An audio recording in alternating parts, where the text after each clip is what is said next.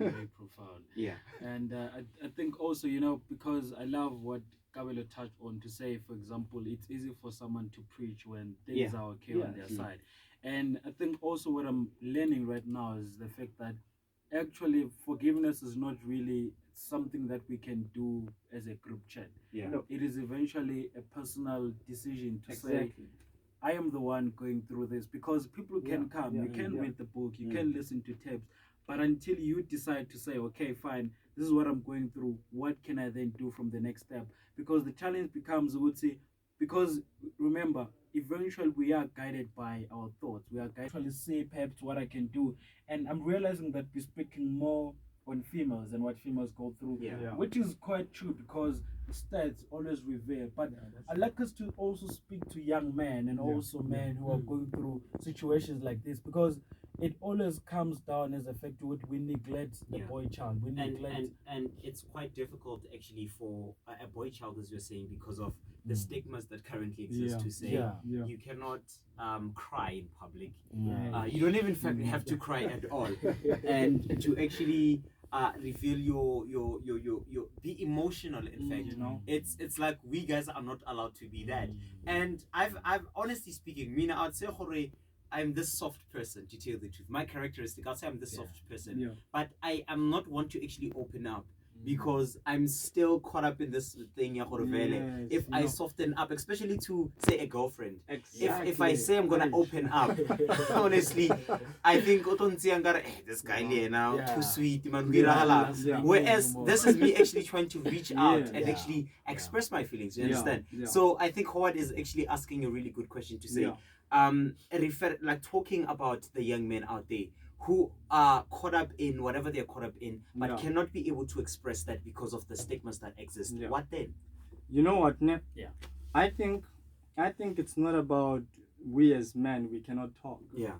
I think the question is, do we know how to communicate? You know, Okay. because many of us we communicate our issues like in so many different ways. Yeah. You know, some of us, instead of saying like, you know what, honey, I'm not happy with so and so. What I'm gonna do is like, I shout. You know, that's how we communicate. I think the problem with us men is we need to learn how to communicate. And then for us to know how to communicate, we must make sure that the person whom we communicate with is able to listen. Yeah. If we know that we're gonna be listened, then that is where we're gonna be open. Because now in our minds, we already automatically we have the self, like defense mode. Yeah. If I'm gonna cry, they're gonna say I'm weak. Yeah. In our minds, defense mode is there. So I think we need to know that the person whom we're talking to, is he going to listen to us or not? If we know that this person is going to listen to me, then can we be able to open up? Yeah. Very true. And I think women specialize in this department, because you notice with them, if something happens now, they're going to act it out now. Yes. And what we perceive to them is that women love to complain most of the time. Yeah. Because a good strength also about men, in as much as it becomes bad if we prolong it, is we are able to take a situation, perhaps not act it out immediately, Yeah. and we try to somehow deep down to say, but what can I do with this thing? So the only problem is when we try to buckle up everything and never give ourselves time to say, but this is what happened, and I think this is what you should have done or what we could have done. Because what happens most of the time is they say a person can only give what they are and what they have inside.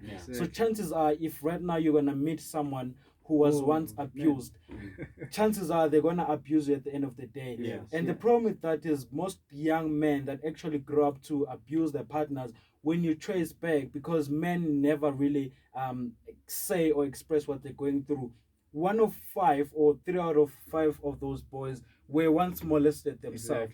So when they grow up, they see a female, because he has strength physically, so, and you see a female partner being weak, chances are you're gonna say, let me revenge myself, literally, because you never express the feeling or the pain that you had. The bullies were once bullied as well. That's true. So people react based on what triggers their memory or what triggers their past. So when we speak about forgiveness, we also need to look at what triggered you to do Now this we're thing, talking because we can't Yes, treat the symptom.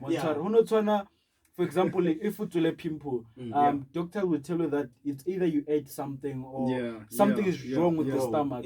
So you can squeeze it, but you're not solving it. But if you check what did I eat yesterday, then you're gonna find, oh, I ate this thing. I should stop that. So when we speak about forgiveness, look at what triggers it. Yes, that's I don't true. know if that makes sense. Yeah, that's true. You know what, Nep? Yeah. What